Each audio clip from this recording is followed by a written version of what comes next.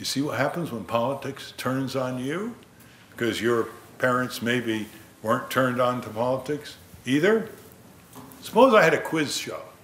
And I said, okay, how many people organized 200 hours a year in congressional districts all over the country, raising $200,000 to have 2 full-time staff in 2 offices in each congressional district, and demanding what the Western Europeans got decades ago?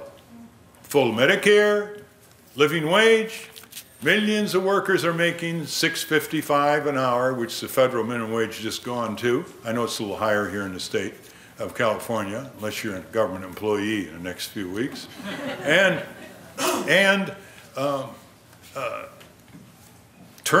Look at the areas that a majority of the American people want to pursue for themselves and their children. And that's the Nader-Gonzalez platform. Things are so bad in this country, you can be a dissenting presidential candidate and vice presidential candidate, and your agenda is supported by a majority of the American people.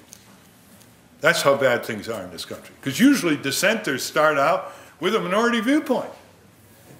A majority of the people want full Medicare for all. A majority of physicians, 59%, want it because they want to practice medicine, not bookkeeping or HMO protocols.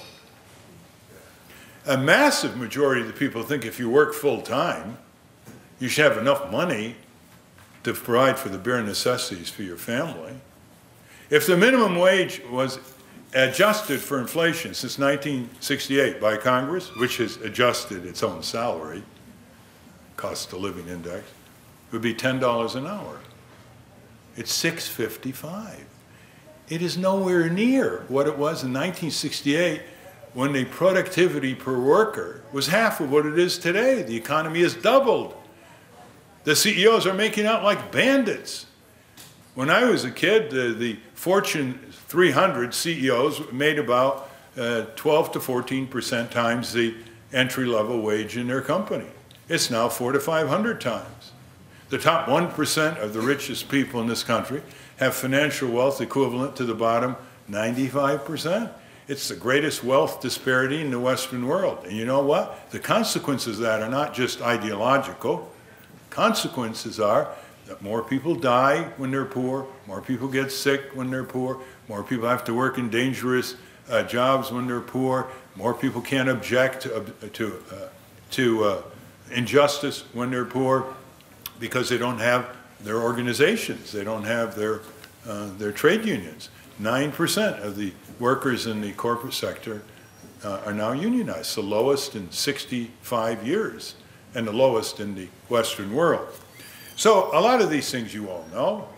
The problem is this: one company in Washington has more power than 300 million Americans. If it's organized, it has a PAC, and it wines and dines members of Congress. Now, how does that happen? Corporations don't have a vote. There are 535 members of Congress. They put their shoes on like you every day, and like I do. There are about 1,500 corporations. You know many of their names: Pfizer, Merck, Citigroup, Bank of America, General Motors, Ford, Exxon Mobil, so on, who get their way with the majority of those 535 men and women. Where are we? Every congressional district has 630,000 people. We're the only ones that have the vote. Corporations don't have the vote. They have power and money, but that isn't what elects or diselects members of Congress. It's the vote. And so why don't we organize Congress watchdog groups in each congressional district? 2,000 would do. Every congressional district has colleges, universities. There's a lot of talent, a lot of time, a lot of volunteer, a lot of retired people that would want to do something for their grandchildren and the future of our country and our world. 2,000 people, $200,000. It's nothing for 2,000 people. 2 full-time people to focus them and their volunteer time, a couple hundred hours each a year, and you will see Congress so turn around so fast, it will stun you, because there's nothing out, there's nothing back home.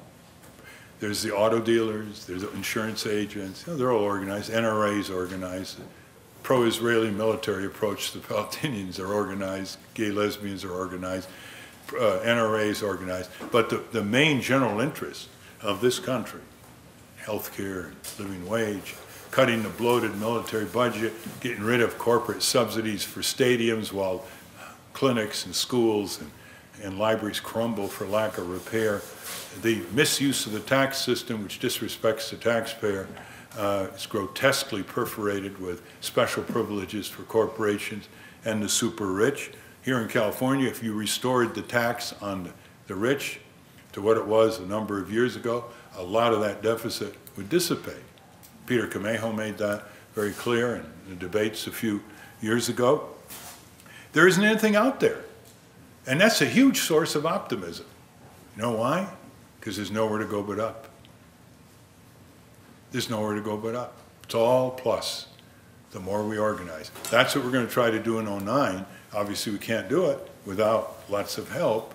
But how much help? How many people would like to do that? $200 a year, $200. I mean, you all do things that are far more difficult. You want me to give you a list of things you do in your regular life that are far more difficult? Let's start with raising children. Compared to a Congress watchdog group?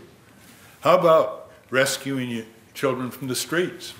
How about taking care of an ailing parent or grandparent in a country that has no paid parental leave law? How about just, you can pick anything. How about recovering from an accident? How about 2 jobs, trying to make ends meet, you go deeper and deeper in debt. You're just keeping at it, single mom, etc.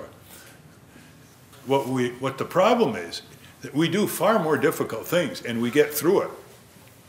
I mean, when you see a 50-year-old man or woman taking care of their parents, day in and day out. One of our banking experts in our office has been gone for a year because he's taking care of his parents in their final years.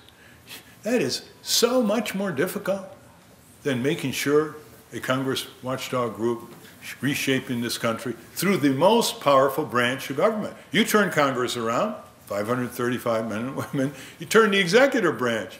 The most powerful parts of our Constitution are reposited in the Congress.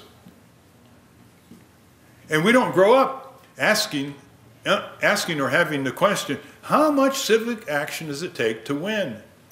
And because we don't do that, because we go to our little schools, elementary and high school, and we're taught to believe and not to think, we're taught to obey and not to challenge, we exaggerate what it takes to go after the big boys. And when we exaggerate what it takes to go after the big boys, the corporations, who don't have a single vote, we begin to make excuses for ourselves. Well, you know, it's not going to work, it's not going to change anything. They will do whatever they want to do. You can't fight City Hall, you can't fight Exxon Mobil. And pretty soon, we weave it into a personal philosophy that I will grandly describe as the rationalization of our futility. And you've seen that, right? How many times have you had to call people up? Would you please come to this anti-war demonstration? Will you please come to this march? Will you please come to the city council meeting? Can you come down to court? Because our friend who's a defendant is getting a raw deal. Can you actually go and vote? Can you register to vote? You have to urge people. These people have given up on themselves.